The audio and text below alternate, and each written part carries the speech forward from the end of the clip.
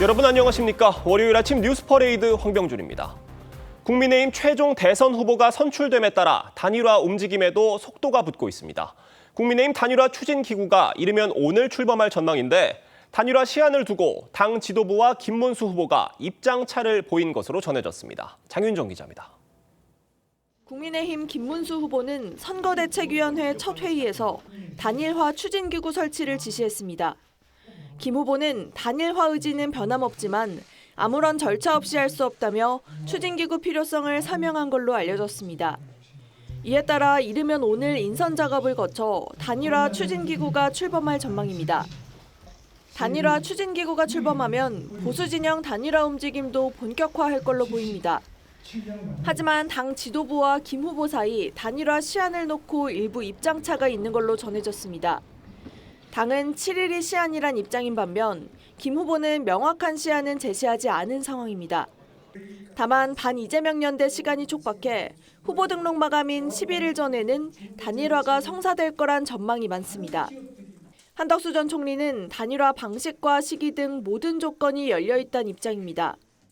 제가 축하 전화를 드리면서 빠른 시일 내에 만나자 그렇게 얘기를 했고 그 방식에 대해서는 완전히 열려 있습니다. 하지만 당내 일각에서도 의원총회를 열고 빠른 단일화를 추진해야 한다는 의견과 정치인으로서 한 전 총리의 검증이 필요하다는 주장이 엇갈려 일부 걸림돌이 될 수 있다는 전망도 나옵니다. TV조선 장윤정입니다. 네, 이재명 민주당 후보가 오늘 경기 양평과 충북 음성 등을 찾아 2차 경청 투어에 나서며 민생 행보를 이어갑니다. 조계사에서 열리는 부처님 오신 날 행사에도 참석할 예정인데 참석을 예고한 국민의힘 김문수 후보와 한덕수 전 국무총리와의 만남이 이루어질지도 관심입니다. 이다솜 기자의 보도입니다. 이재명 민주당 대선 후보는 오늘부터 경기 양평과 여주, 충북 음성, 진천 등을 잇따라 방문하는 2차 경청 투어를 시작합니다. 앞서 3박 4일간 진행했던 1차 경청 투어에서 경북과 충북, 강원도를 찾아 지지를 호소했습니다. 특히 자신의 고향이자 민주당의 험지로 꼽히는 경북 방문에서는 자신이 뭘 그리 잘못해 온갖 모함과 먼지털이식 수사를 당했냐며 가짜뉴스를 퇴치해야 한다고 주장했습니다. 저에게서 악감정을 가지고 계신 분들이 많아요. 왜? 정보가 왜곡돼서 저는 그럴 거라고 생각합니다. 이 후보는 1차 경청 투어에 이어 민생 행보에 집중하며 국민의힘 등을 상대로 집중 공세를 퍼붓는 당 선대위 움직임과는 차별화된 모습을 보일 전망입니다. 2차 투어에 앞서 오전에는 부처님 오신 날 조계사 행사에도 참석합니다. 이 행사에는 국민의힘 김문수 후보와 한덕수 전 총리가 모두 참석을 예고한 상황이어서 주요 대선 후보 3명이 모두 대면할지 관심이 쏠립니다. 특히 반 이재명 후보 단일화를 추진 중인 김 후보와 한 전 총리가 한자리에 모여 관련 논의가 이루어질지도 주목됩니다. TV조선 이다솜입니다.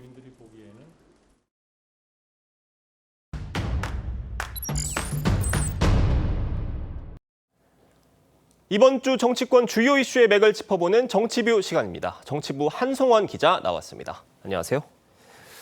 한 기자, 이번 연휴가 대선 주자들에게 골든타임일 텐데 주자들이 참 숨가쁘게 움직이고 있는 것 같아요. 네, 오늘 오전 10시 이 조계사에서 부처님 오신 날 이 봉축 법요식 행사가 열립니다. 여기에 이재명 후보, 김문수 후보, 한덕수 전 총리까지 이 주요 주자들이 한자리에 만나게 되는 겁니다. 단일화 국면에선 김문수, 한덕수 두 후보 공식적으로 첫 대면을 하게 되는 겁니다. 이번 주 일정을 보면 민주당과 국민의힘 일정에 결이 좀 다른 것 같아요. 민주당은 전국 순회를 하고요. 국민의힘은 단일화 시계가 돌아가고 있죠. 예, 맞습니다. 이 후보는 전국을 돌면서 이 본격적인 표밭 다지기 일정에 나서는데요. 이 오늘은 경기 충청, 그리고 6, 7일은 호남권, 8, 9일은 영남권 일정을 계획하고 있습니다. 국민의힘은 이 김문수 후보, 한덕수 전 총리 단일화 시점 언제 만날지가 관심인데요. 관련해서 오늘 의원총회가 열릴 가능성도 있습니다. 자, 그 시점을 두고 김문수 후보와 당 지도부 간의 입장차가 드러난 것으로 알려졌는데 어떻습니까? 국민의힘 지도부에서는요. 1차 단일화 시한 7일로 보고 있습니다. 이 선거 공보물 인쇄 등 실무 작업을 고려하면은 후보 등록일 3, 4일 전에는 끝내야 실질적인 이 단일화 효과가 있다고 보고 있는 건데요. 그런데 하지만 김문수 후보 측은 좀 더 여유를 두고 상황을 보고 있는 상황입니다. 후보 등록 시한이 10일, 11일인 만큼 단일화 시한을 좀 더 유연하게 봐도 된다는 겁니다. 김 후보 측 관계자는 지금은 김문수의 시간이다 이런 말도 했는데 최대한 단일화 시기를 늦춰서 제2정당 후보로서 선거 조직력이나 정치 자금 등을 활용해서 이 지지율을 좀 더 끌어올리고 단일화를 나서는 거 아니겠냐 이런 해석이 나오고 있습니다. 김문수 후보는요, 단일화 대상에 네. 한덕수 전 총리뿐만이 아니라 이준석 후보까지 포함시키자 이런 얘기를 한 것으로도 알려졌는데 구체적인 구상이 어떻습니까? 예, 어제 말한 거죠. 이 김문수 후보 어제 한덕수 후보와 이준석 후보를 모두 포함한 원샷 단일화에 대한 가능성 시사했습니다. 단일화 추진하시게 되면 한덕수 총리랑 1대1로 가는 건지 아니면 이준석 후보들까지 포함해서 원샷으로 경선을 하시는 건지. 저는 이제 가급적이면 넓은 폭으로 모든 분들이 같이 참여하는 것이 바람직하다고 생각하고 있습니다. 네, 하지만 이준석 후보는 현재까지 국민의힘과의 단일화에는 분명히 선을 긋고 있기 때문에 이 당내에서는 아예 단일화 시점을 이 투표 용지 인쇄일 25일 전으로 보는 거 아니냐. 당 지도부 제안과 달리 이 김 후보가 단일화 시점을 좀 더 늦추고자 하는 의중이 담긴 거 아니냐 이런 해석도 나오는 겁니다. 어쨌든 이 김 후보 측 입장을 고려해서 당 지도부도 애초 7일로 못 박았던 시한에 대해서 다소 조정 여지를 갖고 상황을 지켜보는 분위기고 의총이 열리면 의총 분위기도 분수령이 될 것으로 보입니다. 그렇다면 한덕수 전 총리의 구상은 뭡니까? 한덕수 캠프 측 관계자는 어제도 일정 부분 이 김문수 후보와의 회동 가능성을 고려해서 지방 일정을 잡지 않고 있는 것으로 파악이 됐습니다. 오늘도 서울에서만 일정을 소화하고요. 한 전 총리 단일화 방식엔 완전히 열려 있다 이런 입장입니다. 여론조사 당심, 민심 반영 비율, 토론의 여부나 방식 등 어떤 방식도 수용 가능하다는 겁니다. 한 전 총리는 언제든 김 후보와의 회동 가능성을 대비하는 만큼 사실상 공은 이 김문수 후보 측으로 넘어간 상황이다 이런 해석입니다. 그 양측의 입장 정리가 어떻게 되는지를 저희가 잘 지켜봐야 될 것 같은데 일단 단일화 그림이 나오고 난 다음에는 경선에서 2위를 했던 한동훈 전 대표의 역할도 참 중요할 것 같아요. 네, 김 후보는 경선 결과 발표 이후에 곧바로 한 전 대표에게 이 공동 선대위원장을 제안했습니다. 하지만 한 전 대표 어제 현충원 일정이나 첫 선대위 회의에 참석하지 않았는데요. 한 전 대표는 조금 더 생각해보겠다 이런 뜻을 전했다고 합니다. 한 전 총리도 이 한 전 대표와 접촉에 나선 것으로 전해지고 있습니다. 한 전 대표는 과거 한 전 총리에 대한 입장을 대한민국의 미래를 지키고 꽃피우겠다는 생각이 완전히 같다 이렇게 말한 바 있습니다. 한 전 대표 모레 친한계 인사들 이 20명과 회단식 겸 회동에 나서면서 향후 거취에 대해 논의하는데요. 현재도 한 전 총리에 대해서 우호적 입장을 유지하고 있는 것으로 파악됐습니다. 알겠습니다. 저희가 민주당 이야기도 좀 해보겠습니다. 네. 조희대 대법원장 탄핵 얘기가 나왔다가 네. 보류가 됐어요. 어떻게 된 겁니까? 예, 어제 긴급 의원총회까지 열고 조희대 대법원장 탄핵 여부 논의했는데요. 결론은 일단 보류였지만 의원 대부분이 위헌, 위법으로 판단했다 이렇게 말한 만큼 언제든 다시 테이블에 오를 수 있다 이렇게 해석이 나오고 있습니다. 이재명 대표 대법원의 공직선거법 유죄 파기 환송 이후에 조희대 탄핵 목소리에 이 당에서 논의할 문제다 이렇게 선을 그어왔습니다. 조희대 탄핵해라. 뭐 그건 나중에 얘기하고. 뭘 하라고요? 조희대 탄핵시켜주세요. 당에서 잘 알아나겠죠. 네, 하지만 어제 5월 15일 파기환송심 날짜를 바꾸라 이렇게 민주당이 압박했는데요. 민주당에서는 이미 대통령 당선 시에 이 재판이 자동 중지되도록 하는 형소법 개정안 속도전을 예고했고 대법관 수를 14명에서 30명으로 증원하는 법도 추진하고 있습니다. 이에 따라 앞으로 대선까지 한 달 동안 이 사법부를 향한 강경 모드 유지할 것으로 보입니다. 알겠습니다. 한송원 기자와 이번 주 정치권 이슈 자세히 짚어봤습니다. 잘 들었습니다. 이재명 후보의 공직선거법 사건이 유죄 취지로 파기환송된 뒤 민주당 일각에선 조희대 대법원장을 탄핵해야 한다는 목소리가 분출했습니다. 당 지도부는 탄핵에는 일단 선을 그으며 국정조사와 청문회, 특검을 추진하겠다고 했는데 역풍을 고려해 일단 시간을 두고 대응하려는 걸로 보입니다. 고이동 기자입니다. 민주당은 이재명 후보의 공직선거법 사건에 대한 대법원의 파기환송을 3차 내란으로 규정했습니다.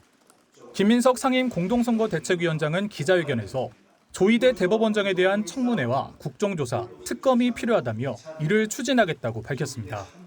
국민은 조희대 대법원에 묻습니다. 전자문서 기록은 다 읽었습니까? 이런 속전속결의 전례가 있습니까? 대법원을 향해 공식적으로 문제를 제기하며 압박하는 동시에 당내 일각에서 나오는 대법관 탄핵 주장에는 중도층 반감 등을 고려해 일단 선을 그은 것으로 해석됩니다. 지도부는 아직 그 문제에 대해서 공식적인 입장을 정리한 바가 없습니다. 민주당은 또 졸속 재판 방지를 위한 대법관 증언과 내란 특별재판소 설치도 함께 논의하겠다는 계획입니다. 오후 열린 비상의원총회에서도 대법원을 향한 성토가 쏟아졌는데 대선 개입, 사법 쿠데타, 조희대를 규탄한다! 민주당은 모든 수단을 동원하겠다는 계획입니다. 우리가 가진 모든 권한과 능력, 가용 가능한 수단과 방법을 총동원해 이 싸움에 임해야 합니다.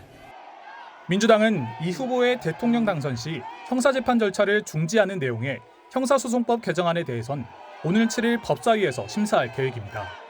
TV조선 고이동입니다.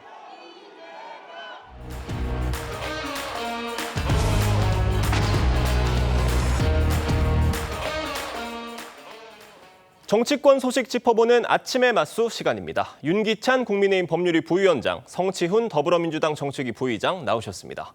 안녕하세요. 자, 대선이 오늘로 29일 앞으로 다가왔습니다. 국민의힘 김문수 대선 후보가 공식 대선 일정을 시작했는데요. 영상으로 보겠습니다.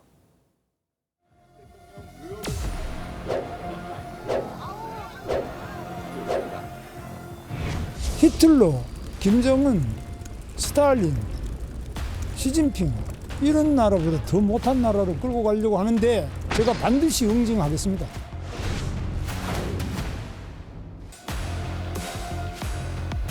아직 뭐 그 정해진 건 없고요. 또 이제 계속 논의를 해나가야겠지. 너무 늦지 않게 또 해야 된다.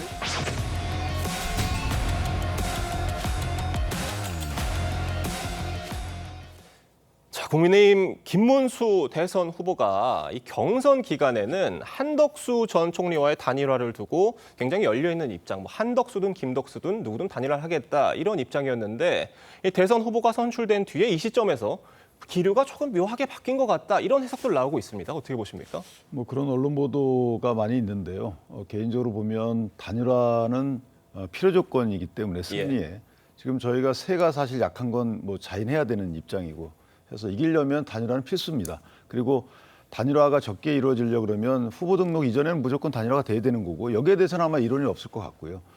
만약에 단일화 룰 갖고 상호 공방이 있는 상황도 아닌 것 같아요. 보니까 한쪽은 단일화에 대해서 다 받아들이겠다고 하고 있기 때문에 김문수 후보의 경우에도 뭐 김덕수란 말씀을 스스로 할 정도로 단일화에 적극적인 그 어필을 해서 당원들의 지지를 얻었기 때문에 저는 국내심 입장에서도 단일화는 당연히 할 건데 문제는 이제 그 단일화하는 과정에서 혹시나 당원들의 생각 등을 반영할 여러 가지 조치들을 고려하는 것이 아닌가라는 생각이 들고 다만 단일화가 늦어지게 되면 사실은 이제 이재명 대표는 벌써 선거운동을 열심히 하고 계시잖아요.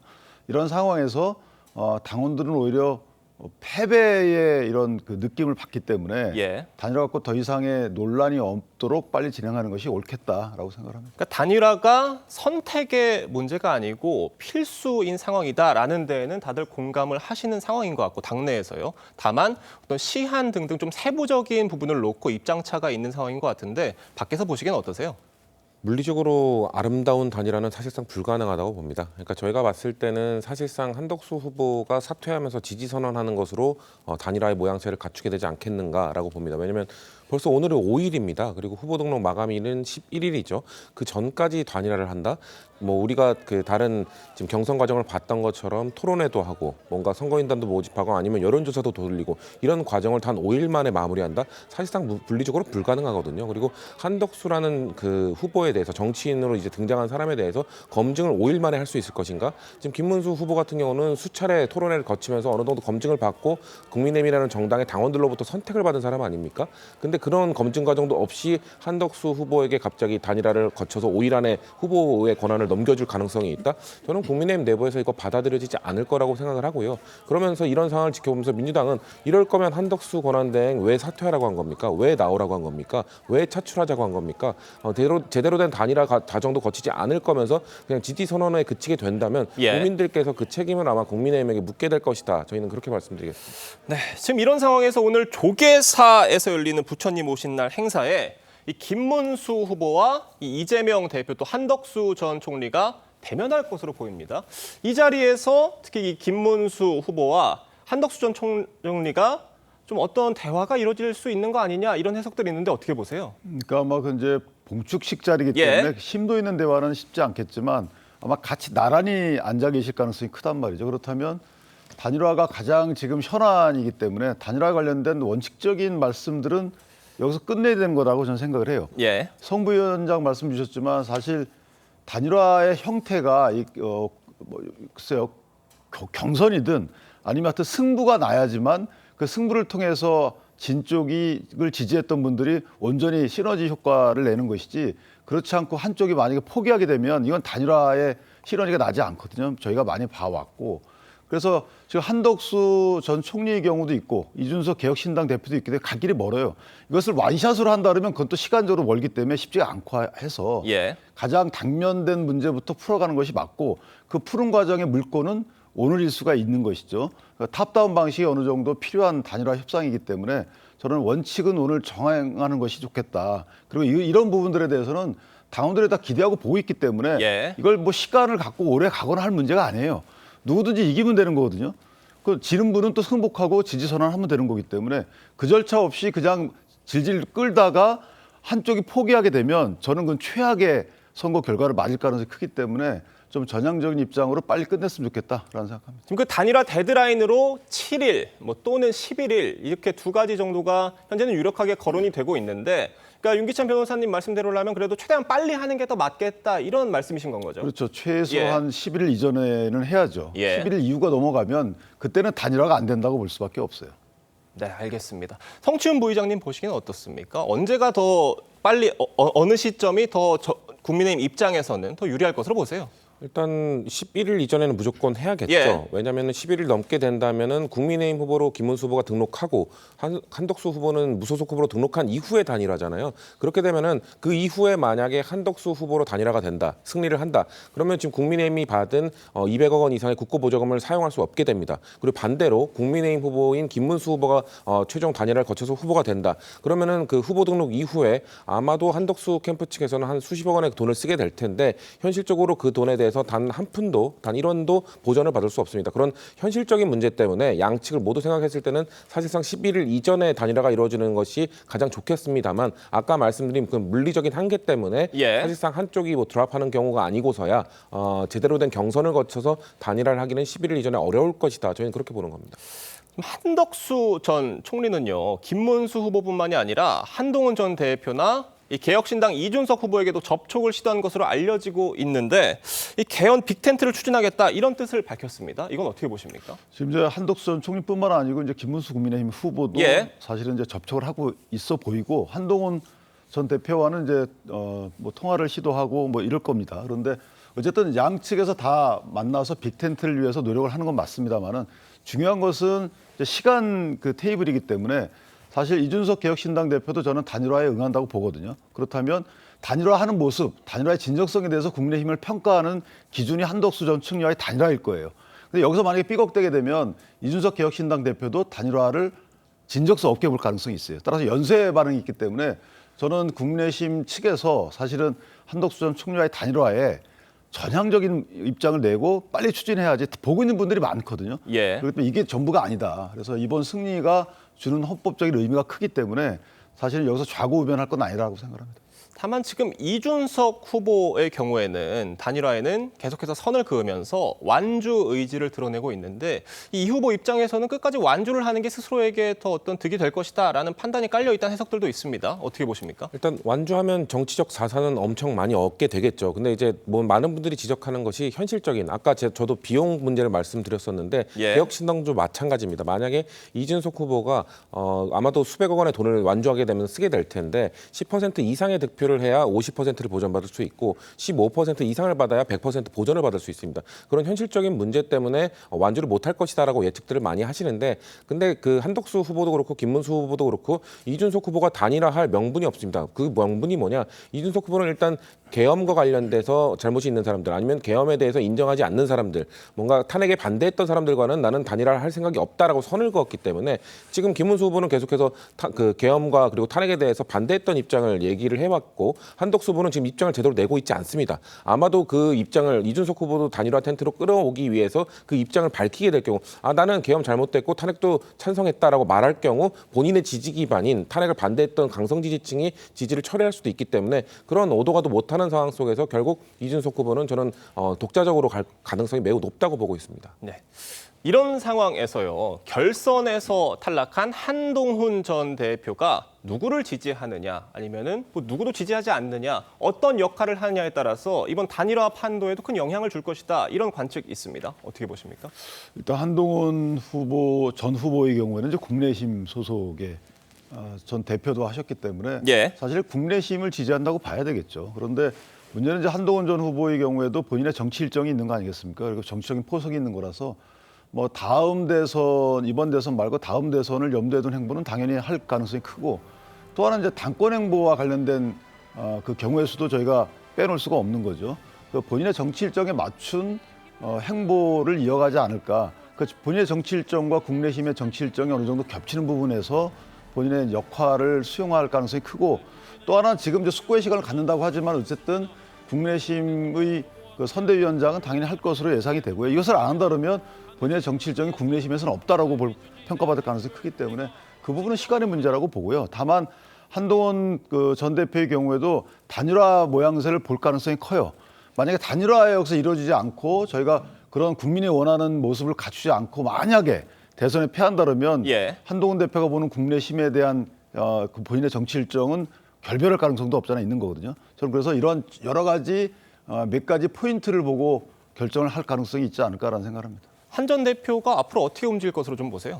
적극적인 역할을 해야죠. 왜냐하면 한동훈 전 대표의 입장에서는 정치를 이제 시작한 거나 다름없기 때문에 이번 만약에 이 남은 대선 과정에서 소극적인 모습을 보인다. 그럼 안 그래도 지금 경선 과정에서 불거졌던 뭔가 한동훈 후보의 단점들, 뭔가 포용력이 약하다. 그리고 뭐 강성 지지층에 어필하지 못한다. 이런 것들에 대해서 본인의 약점을 극복하기 위해서는 아마 본인과 결을 달리하는 김문수 후보가 됐다 하더라도 적극적으로 뭔가 선거운동을 하는 것이 본인의 향후 정치 행보를 위해 도움이 될 거라고 판단할 거라고 생각합니다. 알겠습니다. 저희가 다음 소식으로 넘어가 보겠습니다. 민주당 이재명 후보는요. 지역 순회 일정을 이어가고 있습니다. 어제는 민주당의 약세 지역인 경북을 찾아서 지지를 호소했는데 그 모습 먼저 보겠습니다.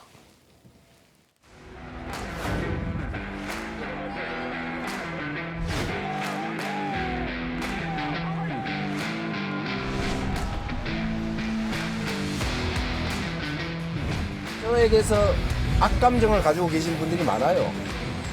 왜? 정보가 왜곡돼서 저는 그럴 거라고 생각합니다. 제가 뭘 그리 잘못한 것도 저는 개인적으로는 없습니다. 온갖 모함을 당하긴 하지만 제가 정말로 뭐가 있었으면 이 자리까지 왔겠어요.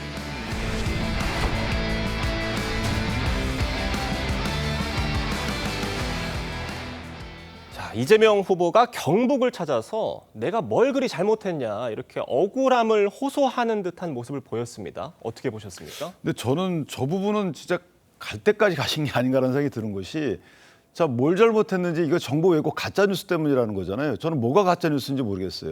예를 들면 판결이 아직 확정이 안 됐기 때문에 거기에 대해서는 이제 끝까지 봐주십시오라는 취지의 말씀은 이해를 하겠어요. 그런데 그게 아니고 지금 본인이 여러 가지 눈을김을 당하고 왜곡된 평가를 받는다 이런 식의 평가는 국민한테 해서는 안 되는 거 아닌가요? 예를 들면 특정한 어느 하나의 뭐 정보나 이런 거에 대해서는 언급하실 수 있죠. 그런데 이게 전반적인 평가를 그렇다 그러면 그 전반적인 평가는 국민이 하는 거고 해당 지역 주민이 하는 겁니다. 그럼 해당 지역 주민과 국민의 평가가 잘못됐다는 건가요? 해당 주민과 그 국민의 평가 요소인 정부가 다 잘못됐다는 건가요? 저런 식의 선거 앞두고 말씀을 하시는 것 자체가 저는 매우 부적절하다고 보고 지금 중앙에서 이루어지는 여러 가지 민주당의 반헌법적인 시도 이런 것들 때문에 이재명 대표의 저런 지역 행보가 묻히는 입장인데도 가서도 또 저런 말씀 하신다 그러면 저거는 선거 국면을 떠나서 유력한 지도자로서는 해서는 안 되는 언행이 아닌가 이렇게 평가합니다. 그러니까 물론 이재명 대표가 그 정보 왜곡에 대해서 얘기를 하면서 어떤 그 대법원의 파기환송 사건을 콕 집어서 얘기를 한 건 아니었습니다만 그렇게 들릴 수도 있다라는 취지에서 말씀을 해주신 거잖아요. 그것도 그렇고요. 예. 예를 들면 전반적인 하나의 사태를 두고 예. 이거는 제가 정부가 가짜뉴스입니다라고 말씀하시는 건 가능해요. 알겠습니다. 그러니까 전반적인 본인의 평을 종합해가지고 왜곡됐다, 가짜뉴스 기인했다 이렇게 말씀하시는 거는 맞지 않는 거죠. 알겠습니다. 저는 지역 일정을 이재명 대표가 지금 이어가고 있는데 민주당 내에서는 이 대법원의 파기환송권을 두고 굉장히 맹공을 이어가고 있는 반면에 이재명 대표는 저렇게 지역을 찾아서 약간 한 발 빠져 있는 듯한 모습을 보이고 있거든요. 이거 어떤 전략입니까? 뭡니까? 어떻습니까? 일단 이재명 후보의 뭐 사법 일정도 진행이 되고 있습니다만 지금 대선 기간입니다. 예. 그리고 안 그래도 조기 대선 때문에 아주 짧은 기간 동안 주권자들에게 후보의 공약과 정책과 비전을 보여드려야 되는데 그 시간이 안 그래도 짧은데 뭔가 사법 일정까지 다 챙겨가면서 그 메시지까지 챙겨가면서 이 일정을 소화하기 어렵거든요. 예. 그렇기 때문에 이재명 후보는 우리의 취약 지역인 이 뭐 TK나 PK 이쪽들 일정을 소화하면서도 근데 그 사법부가 지금 대법원이 뭔가 앞장서서 민주당의 후보의 출마를 막으려 하는 것 아니냐라는 의구심들을 자아내고 있기 때문에 또 정당 입장에서는 우리 정당의 후보가 출마를 지금 막힐 수 있는 그런 상황까지 처해 있기 때문에 그런 거에 대해서 정당이 비판하되 대통령 후보는 뭔가 대통령 후보의 일정을 소화하는 말씀하신 것처럼 일종의 투트랙 전략으로 봐주셔도 될 것 같습니다.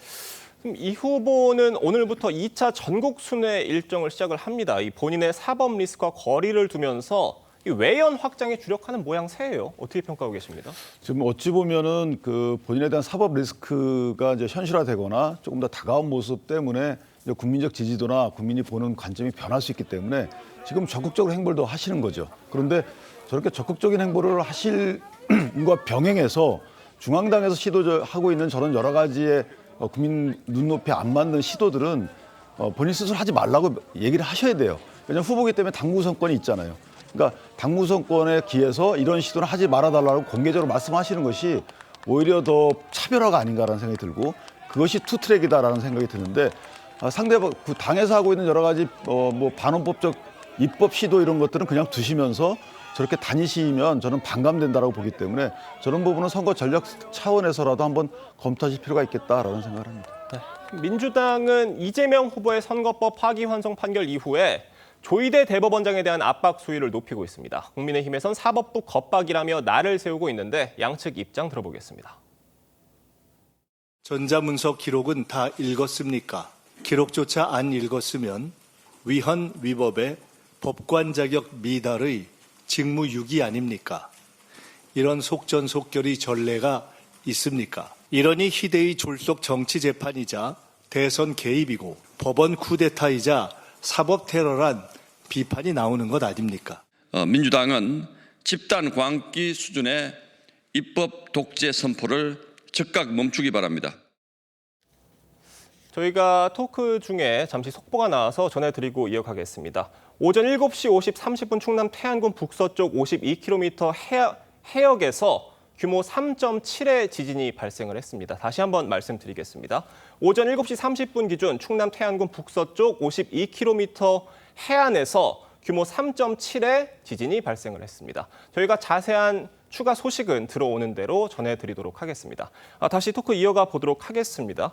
그러니까 지금 민주당은요, 국정조사, 청문회, 특검까지 가용한 모든 수단과 방법을 총동원하겠다 이렇게 얘기를 했는데 일단 탄핵에 대한 입장은 다시 보류로 지금 선회를 한 것 같아요. 어떻습니까? 지금 당내 의견들이 많은데요. 초선 의원들 중심으로는 탄핵을 추진해야 된다고 말하고 있습니다만 일단 지도부에서는 일단 보류하는 것으로 판단을 한 것으로 보여집니다. 왜냐하면은 일단 조희대 대법원장을 비롯한 이 대법원의 신속함이라고 말하고 있지만 사실상의 이 졸속적인 재판에 대한 책임은 물어야 된다.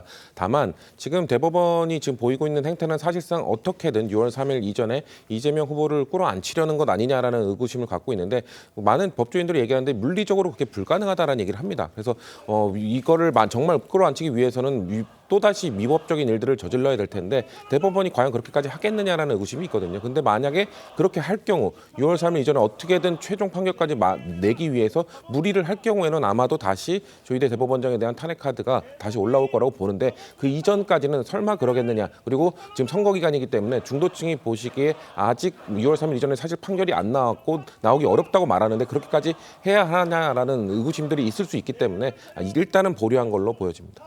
지금 이 조희대 대법원장 탄핵에 대해서 이 후보는 이 당이 국민의 뜻에 맞게 처리할 것이다 이렇게 생각을 한다면서 선을 긋는 모양새인데 국민의힘에서는 이 후보 의중이 들어가지 않았을 리가 없다 이렇게 의심을 하고 있는 상황입니다. 그렇죠. 민주당의 사실은 이제 역학관계를 보면 이재명 후보의 일극 체제라고 저희가 평가할 정도로 장악력이 세잖아요. 그렇다면 이재명 대표가 이건 반대한다라고 했으면 이게 진행될 일이 없는 것이고 저는 당이 할 일은 뭐냐면 재판이 2022년도 9월 달부터 진행이 된 거예요. 이게 갑자기 진행된 것도 아니고 그럼 1심에서 무죄 나고 2심에서 유죄가 나왔으면 1심에서 유죄가 나왔으면 후보자로 선출이 안 돼야 되는 거고 지금 후보자의 일정을 재판 일정에 맞출 게 아니잖아요. 그럼 저는 개인적으로 민주당이 할 일은 정당보조금 국고 반환 요 규정을 개정하는 건 이해가 됩니다. 공당이기 때문에 이재명 대표의 유무죄에 따라서 정당이 434억 원을 반환하는 부분은 이거는 맞지는 않는다. 정당 제도에. 이래서 그 관련 법조항을 개정하겠다. 이거를 해야 되는 거지. 후보를 지키기 위해서 대법원장을 탄핵 운운하고 법안을 발의하고 이것은 공당이 할 일이 아닙니다. 그 두 번째, 대법원장이 만약에 정말 헌법에 위반됐다고 판단이 되면 10분을 다 해야 되는 거 아니겠어요? 그 판결의 뜻을 같이 하는 10명의 대법관들 다 탄핵해야 될 거 아니겠습니까? 그러니까 대법원장만 겁박한다는 것은 사법부를 겁박한다는 거고 대법원장의 탄핵 시도는 지금 고등법원 재판에 영향을 주려고 한다 이런 오해를 사가기에 충분하기 때문에 오히려 정당보조금, 국고보조금 반환 부분이 없도록 이 법 개정을 하는 게 국민이 원하는 당의 목적에 맞는 그런 입법 시도다 이렇게 봅니다. 지금 민주당에서는 이번에 첫 공판기일이 잡힌 15일을 연기해달라 이렇게 요청을 했다고 하는데 그렇게 되면 앞으로 어떻게 되는 겁니까? 당이 연기해달라고 하는 것은 압박이죠. 그걸 만약에 진짜 연기를 원한다 그러면 변호인이 연기 신청을 하는 게 맞고 피고인이나 변호인이. 왜 당이 나서서 그러죠? 아무리 본인들의 후보로 선출된 분이지만 당하고는 재판하고는 전혀 관련이 없어요. 당은 거기에 피고인도 아니고 그다음 이해관계인도 아닙니다. 그렇다면 당이 나서 저렇게 하는 것은 정치권의 사법부에 대한 압박으로 비춰질 가능성이 크기 때문에 또 연기 신청한 이유가 타당치를 않아요. 15일을 잡았으면 재판을 진행해 보고 나서 그다음에 해야지 왜 연기 신청을 하는 거죠? 선거운동 때문에 선거운동 때문에 연기 신청하는 것 자체가 그날 무슨 일정이 있는지에 대해서 재판부가 납득할 만한 부분을 제시하면서 해야 되는 것이죠. 저는 타당치 않다고 봅니다. 그러니까 연기를 해달라고 하고 이 후보가 그날 재판을 출석하지 않게 된다고 한다면 다시 기일을 잡아야 되는 거잖아요. 그럼 어떻게 되는 겁니까? 언제 또 잡히는 거예요? 그러니까 기일 선정은 이제 이 송달하게 적합한 기간을 두고 하는 거죠. 연기 신청을 한다 하더라도 만약에 연기를 받아들이지 않고 재판을 진행하면 이 후보가 안 나오겠죠. 안 나오게 되면 다음 기일을 정해서 선고까지 가능한 거기 때문에 그때는 걸석 재판이 가능합니다. 그래서 아마 밭이 잡겠죠. 15일로부터 5일 이내에 잡을 가능성이 큽니다. 네, 지금 그러니까 연기를 한다 요청을 했고 연기가 된다고 해도 굉장히 바로 또 잡힐 가능성도 없지는 않은 상황인데 이렇게 민주당에서 연기 요청을 하는 이유는 뭡니까? 당 차원에서 요청, 아까 전에 왜 그 변호인단이 아닌 당에서 요청하냐고 말씀하셨는데 지금 이재명 후보는 우리 당 민주당의 대선 후보입니다. 그리고 아까 앞서서 다룬 것처럼 10일, 11일에 후보 등록 이후에 12일부터는 본선, 이제 본 선거 기간이 됩니다. 20일 남짓한 기간 동안 국민들, 주권자들에게 최대한 우리 당의 후보를 알려야 되는 상황인데 그중에 하루 이틀을 빼가지고 재판에 나오라? 이것은 사실상의 선거 개입이라고 저희는 보는 것이죠. 그렇기 때문에 15일 연기 요청 사유 역시 선거, 대통령 본선거 기간이 때문이다라고 했기 때문에 그 이후로 잡아달라는 게 저희 요청이니까 근접해서 잡을 거라 생각하지는 않습니다. 알겠습니다. 오늘 두 분 말씀은 여기까지 듣도록 하겠습니다. 감사합니다. 오늘 부처님 오신 날과 어린이날이 겹치면서 전국 곳곳에서 다양한 행사가 이어집니다. 조계사에서 열리는 봉축 법요식엔 시민 만여 명이 참석해 부처님 탄생과 가르침을 기릴 예정인데 현장에 나가 있는 취재기자 연결해 자세한 얘기 들어보겠습니다. 노도일 기자, 현장 분위기부터 전해주시죠. 네, 이곳 조계사에는 부처님 오신 날을 맞아 색색의 연등이 설치됐습니다. 오전 10시 석가모니의 탄생을 기념하는 봉축 법요식이 진행되는데 이른 시간이지만 신자와 참석자들이 조금씩 모여들고 있습니다. 오늘 행사에는 조계정 총무원장 진우 스님을 포함해 불국의 주요 인사와 이재명, 한덕수, 김문수 대통령 후보 등 주요 정관계 인사가 참석할 걸로 알려졌습니다. 시민 만여 명이 행사를 함께하는 가운데 제주항공 참사 유가족과 전세 사기 피해자 대책위원회 공동위원장 등이 헌화에 참여합니다. 법요식은 포교부장 남전 스님이 사회를 맡고 도량 결계의식, 육법공양, 명고 명종의식 순으로 진행됩니다. 다른 종교 지도자들도 참석해 부처님의 가르침과 화합의 뜻을 기릴 계획입니다. 봉축법요식은 조계사뿐 아니라 전국 사찰에서 동시에 이루어집니다. 어린이날 행사도 전국 곳곳에서 개최될 예정인데요. 서울 어린이대공원에서는 오늘부터 18일까지 서울 어린이정원 페스티벌이 열립니다. 서울대공원에서도 각종 공연 프로그램과 체험 프로그램을 만끽할 수 있는 어린이날 행사가 준비됐고 DDP와 광화문 광장에서도 가정의 달을 맞아 다양한 행사가 예정되어 있습니다. 조계사에서 TV조선 노도일입니다. 네, 어린이날을 앞두고 곳곳에서는 기념 행사가 열렸는데요. 한 봉사단체는 자칫 소외될 수 있는 보육원을 찾아 아이들과 게임도 하고 선물을 주며 뜻깊은 시간을 가졌습니다. 아이들은 저마다 멋진 미래를 꿈꾸고 있었습니다. 허유하 기자의 보도입니다. 어린이들이 고사리 손으로 색색의 꽃잎을 붙이고 카드에 사랑이라고 적습니다. 선생님이 만들어주는 별 모양 달고나를 먹고 공을 굴려 핀을 쓰러뜨리는 게임도 합니다. 서울 관악구의 한 보육원에서 어린이날 행사가 열렸습니다. 신발 던지기에서 우승한 어린이에겐 선물로 바꿀 수 있는 쿠폰이 주어집니다. 하나, 둘, 셋, 얍! 모은 쿠폰으로 저마다 원하던 선물을 받은 아이들의 얼굴에선 미소가 떠나지 않습니다. 볼링하고 신발 던지기 해가지고 달란트 얻어. 근데 주려고 자동차 같은 장난감만 샀는데. 이 보육원에서 자란 아이들 52명은 저마다 멋진 미래를 꿈꾸고 있습니다. 커서 사회복지사가 되고 싶어요. 여기서 일하려고요. 동생들을 키우고 싶어요. 모델 돼서 그 패션쇼 그거 걸어보고 싶어요. 보호자가 없이 보육시설 등에서 지내는 어린이는 2023년 기준으로 전국에 2,054명. 10년 전보다 보육아동은 절반 이상 줄었지만 사회의 관심은 여전히 더 필요한 상황입니다. 모든 아이들이 동등한 기회를 보장받을 수 있도록 우리 모두가 좀 관심을 기울였으면 좋겠다. 다만 보육원에 있는 아동들에 대한 일회성 봉사는 오히려 소외감을 키울 수 있는 만큼 지속적인 관심이 필요하다는 지적도 나옵니다. TV조선 허유아입니다.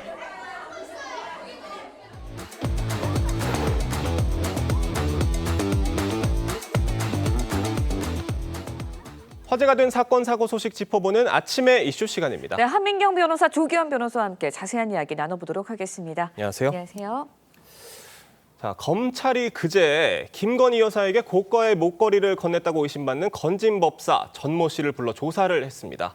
이번에는 주로 어떤 내용들 집중적으로 조사를 한 겁니까? 이번에 이제 건진법사라고 불리는 전모 씨를 이제 검찰에서 소환을 해갖고 조사를 했는데 건진법사가 이제 받았다라는 그런 김 여사에게 전달하기 위해서 이제 받았다라고 하는 그 물품을 정말로 받았는지에 대해서 이제 집중적으로 조사를 하는데 이게 청탁금지법 위반 혐의로 이제 집중 조사를 받고 있습니다.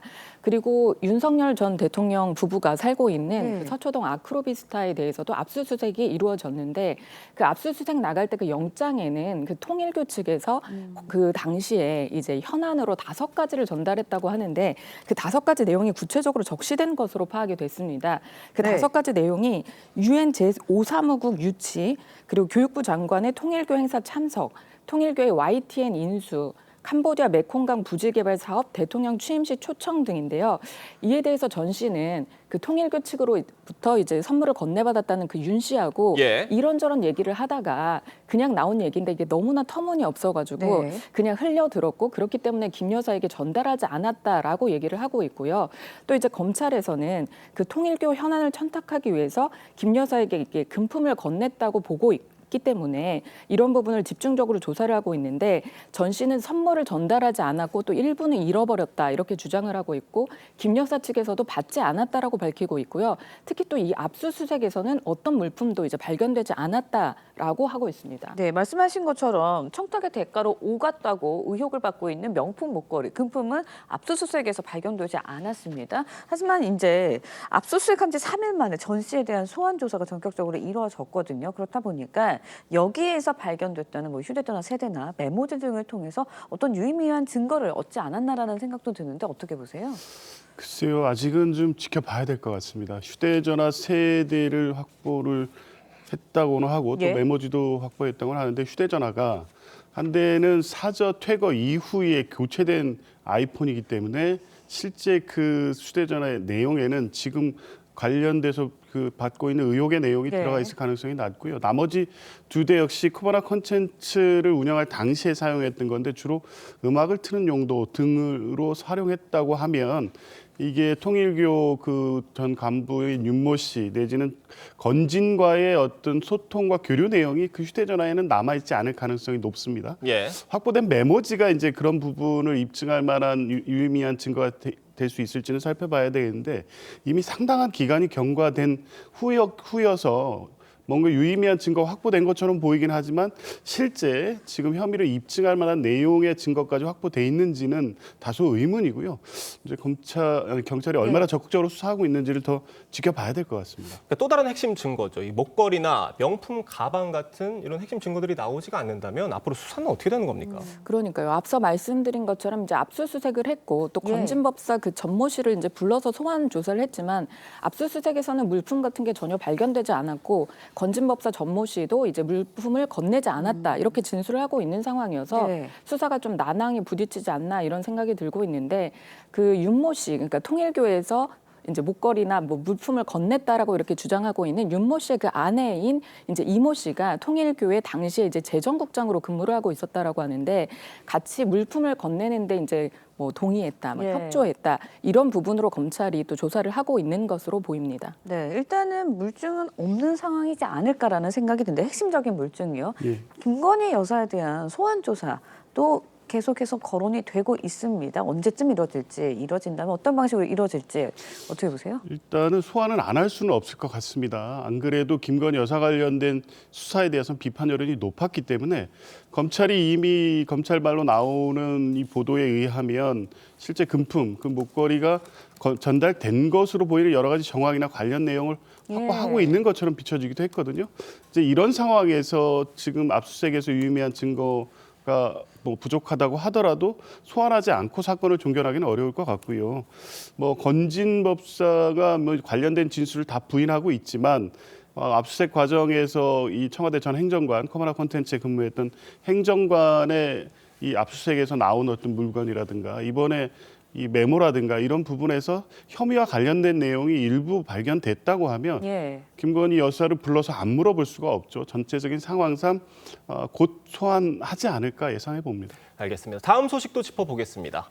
이 문재인 전 대통령의 배우자 김정숙 여사의 옷값 출처를 수사 중인 경찰이 이 문정부 청와대가 관봉권으로 옷값을 지불한 정황을 파악한 것으로 전해졌습니다. 그러니까 김 여사가 구매한 옷값과 장신구가 4억 원에 가깝다 이렇게 추산을 하고 있다 그래요? 네, 그렇습니다. 이게 4억 원에 추산이 된다 이렇게 얘기를 하고 일단 이 관봉권이라는 것은 이 조폐공사에서 검수를 다 거쳐가지고 이렇게 완전히 밀봉한 그런 이제 화폐를 말하는데 그러니까 돈다발이 한국은행이라는 이렇게 띠지에 이제 딱 둘러 있어서 이게 뭐 세워보지 않아도 딱 네. 얼마다 이렇게 알 수 있는 그런 걸 이제 관봉권이라고 하거든요. 예. 그런데 이제 조선일보에서 조사를 한 것을 보면은 그 당시에 이제 그 관련 의류 업체에 갔더니 그 5만 원권 이제 관봉권이 테이블 예. 위에 이제 올려져 있었고요. 네. 그리고 또 김정숙 여사의 옷 리스트가 이렇게 있었는데 자켓이 200만 원이 넘고 바지 하나가 이제 100만 원 가량 되고 이런 부분에 리스트가 발견된 겁니다.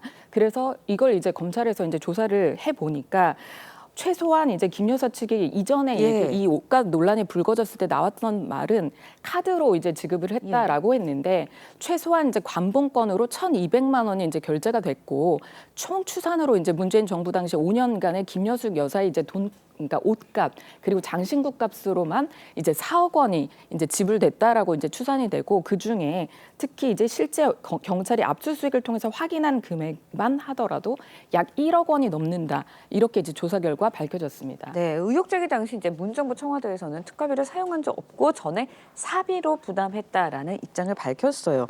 문 정부 청와대의 입장과 좀 반대되는 입장이 아닐까라는 생각도 드는데 어떻게 보세요?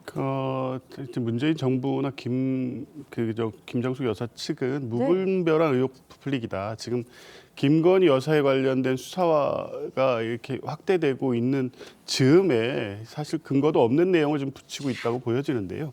사실 지금 경찰이 밝히고 있는 내용들을 보면 단편적 사실들을 묶어놓고 이게 마치 이 차비를 청와대 특활비를 통해서 모든 이 옷을 구입했다 이 논란으로 확대돼 있는 거거든요.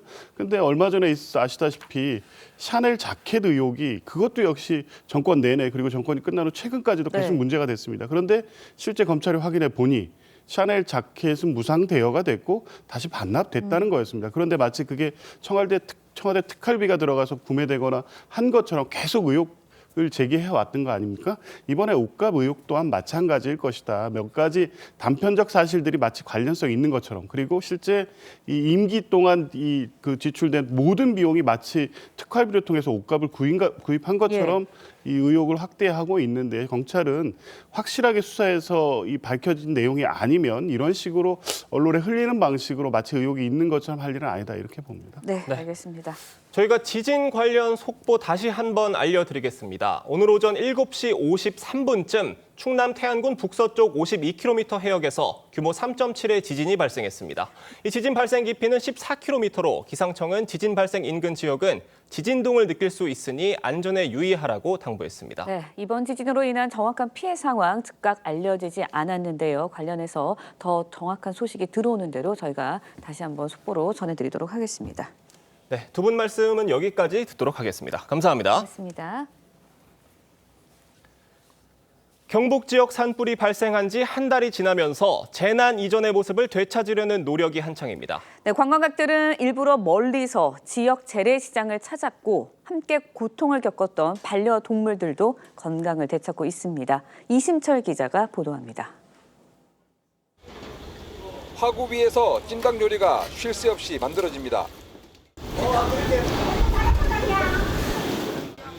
양쪽으로 대기줄이 길게 늘어섰고 2층 계단에도 사람들이 줄 섰습니다. 평균 대기 시간만 40분이 넘습니다. 사람도 은근히 없을 줄 알았는데도 연휴 기간 끼니까 사람도 많고 맛있어가지고 이제 가족분들 드리려고 포장 또 해서 가고 있습니다. 찜닭으로 유명한 안동 구시장이 사람들로 북적입니다. 경북 산불 이후 이 시장에 이렇게 사람들로 북적이는 건 이번 연휴가 처음입니다. 산불 이후 시장 매출은 60% 줄었습니다. 하루 10마리도 팔리지 않았는데 이번 연휴에 그나마 숨통을 틔운 겁니다. 진짜 장사 안 됐어. 오늘이 많은 게 아니라 지금 이제 사람이 조금 많이 들어와요. 이번 황금 연휴를 앞두고 정부와 지자체는 지역 경제의 충격을 만회하기 위해 재난 지역은 지역 상품권 할인폭을 10%에서 15%로 늘리고 숙박비, 식비를 지원하는 등 관광객 끌어모으기에 총력을 기울였습니다. 가격도 저렴하고 또 여기 안동시장에서 10,000원짜리 상품권을 1인당 하나씩 주시니까 갈 수 있을 것 같고 기왕이면 여기 오는 거 좋을 것 같아서 선택했어요. 또 산불 피해 지역 5월 관광지라는 이름으로 직접 장소를 선정해 둘러봐달라고 호소하고 있습니다. 그런 것들이 중요한지 얼마나 소중한지 그걸 더더욱 느끼죠. 이번에 산불이 안타까운 생각이 많이 들어요. 경북을 포함해 경남, 울산 지역 등 영남 산불로 인한 피해액은 1조 818억 원으로 1987년 통계 작성 이후 역대 최대를 기록했습니다. TV조선 이심철입니다. 네, 렌즈에 담긴 그 순간 그 의미를 짚어보는 시간이죠. 사진기자가 선택한 아침 현장입니다. 오늘은 조선일보 사진부 오종찬 기자와 함께합니다. 안녕하세요. 오늘 아침에 볼 사진 어떤 건가요? 네, 어제 서울 어린이 대공원에서 아이들이 놀이기구를 타며 활짝 웃는 장면입니다. 오늘은 어린이날입니다. 우리 미래의 주인공들이죠. 해맑은 어린이들의 모습을 사진기자들이 담았습니다. 놀이기구를 타는 모습이 그 누구보다 행복해 보입니다. 광주 국립 아시아 문화전당을 찾은 어린이는 버블쇼를 보며 즐거워했고요. 서울 롯데월드에 피카츄가 등장하자 환호성이 터졌습니다. 광화문 광장의 현대 해상이 마련한 어린이 눈높이 전시회에서는 아이들이 직접 손도장으로 그림을 그려봤습니다. 네, 어린이들의 표정에서 행복함이 고스란히 느껴지는 것 같은데요. 어제는 화창한 봄 날씨에 많은 인파가 나들이에 나섰죠. 네, 서울에서는 대표적인 봄 축제 서울 스프링 페스타가 열리고 있는데요. 많은 시민들이 나와서 축제를 즐겼습니다.